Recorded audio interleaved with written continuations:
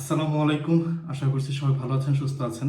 আজকের এই ভিডিওতে যে বিষয় নিয়ে কথা বলবো সেটা হচ্ছে যে জার্মানিতে এই মুহূর্তে top 5 most demandable house building profession. তো দেখেন, জার্মানিতে বলা হয়ে থাকে যে 350 রকমের হাউস বিল্ডিং প্রফেশন আছে। সেখান থেকে মাত্র 5টা প্রফেশনকে টপ 5 বলা খুবই কঠিন কাজ। এই পাঁচটার বাইরেও, আমি যে পাঁচটা নিয়ে আজকে কথা বলবো প্রফেশন নিয়ে, এই পাঁচটার বাইরেও কিন্তু আরো অনেক প্রফেশন আছে যেগুলো প্রচুর ডিমান্ড রয়েছে। যেহেতু আমি টপ 5 বলেছি, সো আমাকে 5টা প্রফেশন বলতে হবে। এই 5টা প্রফেশন আমি কিভাবে সিলেক্ট করব? প্রথম কথা হচ্ছে হাই ডিমান্ড। কোন প্রফেশনে এই মুহূর্তে জার্মানিতে প্রচুর ডিমান্ড আছে, সেটা হাই ডিমান্ড। সেকেন্ড যে অপশনটার উপর বেস করে আমি 5টা প্রফেশন সিলেক্ট করব, সেটা হচ্ছে জব স্ট্যাবিলিটি এবং অপরচুনিটিস। জব স্ট্যাবিলিটির একটা হিউজ ব্যাপার এখানে আছে।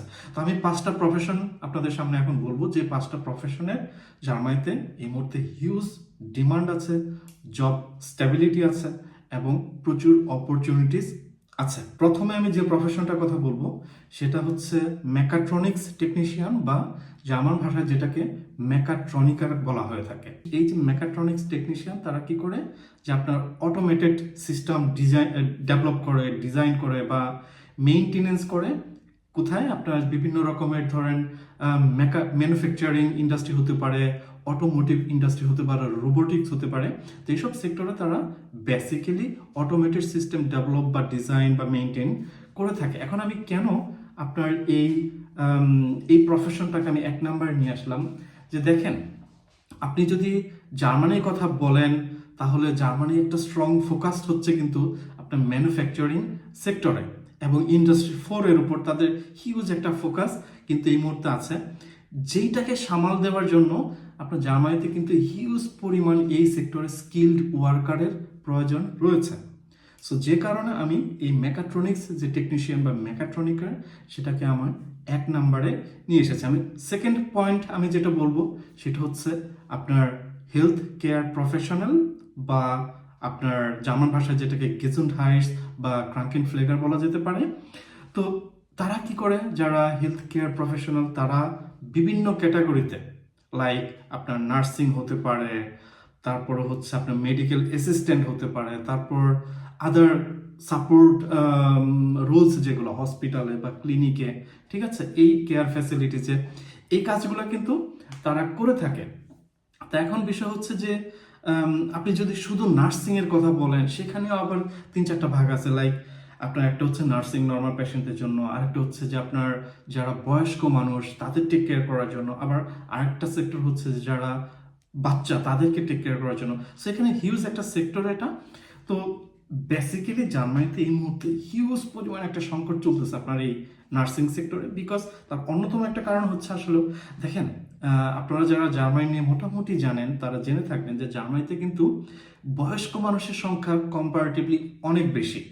সো যেখানে বয়স্ক মানুষের সংখ্যা কম্পারেটিভলি বেশি, সেখানে তাদের হিউজ একটা কেয়ারের দরকার পড়ে, এবং তাদেরকে কেয়ার করার জন্য, টেক কেয়ার করার জন্য এই সেক্টরে কিন্তু প্রচুর মানে এক্সপার্ট মানুষের প্রয়োজন পড়ে।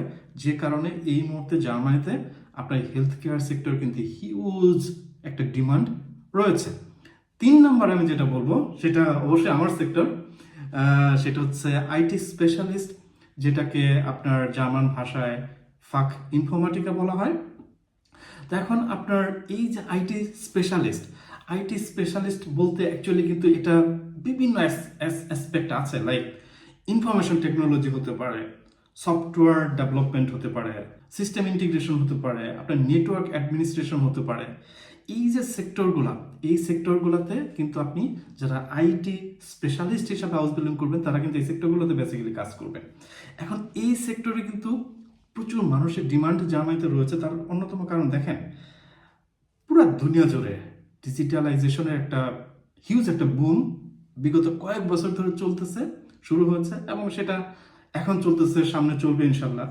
পৃথিবীতে যত রকম ইন্ডাস্ট্রিজ আছে বা কোম্পানিজ আছে, সবাই কিন্তু এখন ডিজিটালাইজ হওয়ার চেষ্টা করতেছে, তাই না?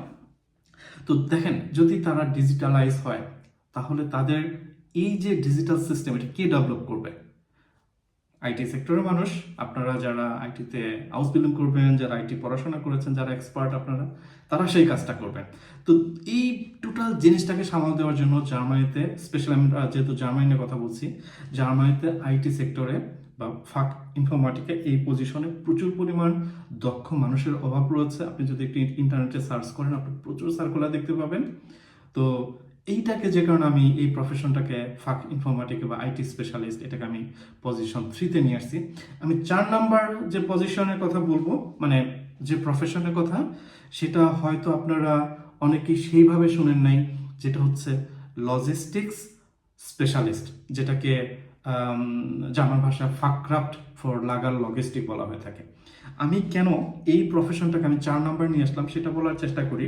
যারা লজিস্টিক্স স্পেশালিস্ট তারা কি করে, যে তারা বিভিন্ন প্রোডাক্টের স্টোরেজ বলেন, ট্রান্সপোর্টেশন বলেন বা ডিস্ট্রিবিউশন বলেন, তারা সেটা এনশিওর করে থাকে। তারা বিভিন্ন ওয়্যার হাউস বা শিপিং কোম্পানিজ বা ম্যানুফ্যাকচারিং কোম্পানিজে তারা কিন্তু বিভিন্ন কি বলে যে প্রোডাক্ট এফিসিয়েন্টলি কিভাবে ডিস্ট্রিবিউট করা যায় বা ট্রান্সপোর্ট করা যায়, সেই জিনিসটা কিন্তু তারা করে থাকে।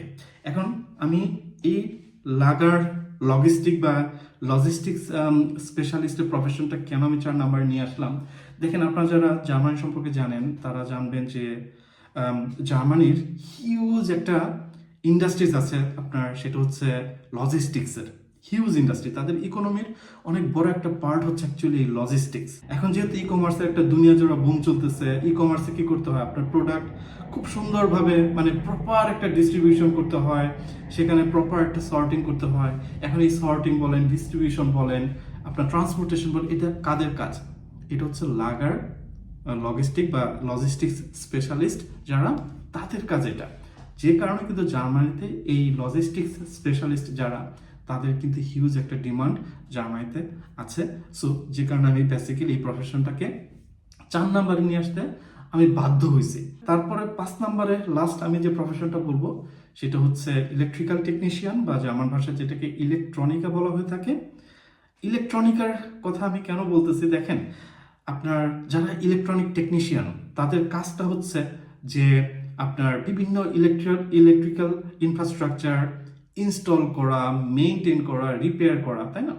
এখন জার্মানি যেহেতু একটা হেভিলি ইন্ডাস্ট্রিয়ালাইজড একটা দেশ, এখানে কিন্তু ইলেকট্রিক্যাল সাপ্লাই বলেন বা এই যে বিভিন্ন নতুন নতুন সিস্টেম ইন্ডাস্ট্রিতে আপনার ইলেকট্রিক্যাল সিস্টেম সেট আপ করা, মেইনটেইন করা, ডেভেলপ করা ইত্যাদি ইত্যাদি কিন্তু হিউজ পরিমাণ একটা কাজ অলওয়েজ থেকে যায়।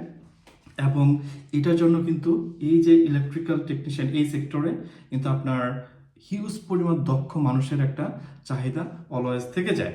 তো আপনি যদি একটু সার্কুলার দেখেন, আউসবিলুমের প্রফেশনের সার্কুলার, তাহলে দেখবেন ইলেকট্রনিকের হিসাবে কিন্তু আপনি প্রচুর সংখ্যক সার্কুলার ইন্টারনেটে পেয়ে যাবেন।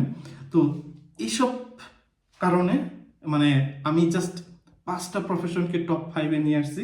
কাজটা একদম ইজি ছিল না, যেখানে 350টা প্রফেশন আছে সেখান থেকে আপনি মাত্র 5টা প্রফেশনকে টপ 5 ডিমান্ডেবল প্রফেশন বলবেন। তো এটা বলা টাফ। আমি এগেইন আমি যে কাজটা করেছি যে আমি দেখেছি যে কোন সেক্টরগুলোতে জব সিকিউরিটি আছে, প্রচুর ডিমান্ড আছে, ক্যারিয়ার গ্রোথের একটা অপরচুনিটিস আছে, এবং যেখানে স্যালারি অবশ্যই একটু ভালো যে সেক্টরগুলোতে, আমি সেই সেক্টরগুলোকে টপ 5টা প্রফেশন এই ভিডিওতে আপনাদের বলার চেষ্টা করেছি। আই হোপ যে আপনারা একটা আইডিয়া পেয়েছেন।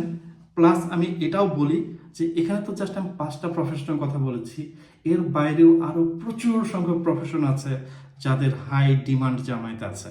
আপনারা জাস্ট একটু সেলফ রিসার্চ করবেন। এই ভিডিওতে আমি জাস্ট আপনাদেরকে একটা আইডিয়া দেওয়ার চেষ্টা করেছি। কথা হবে পরের ভিডিওতে। টিল দেন, আল্লাহ হাফেজ।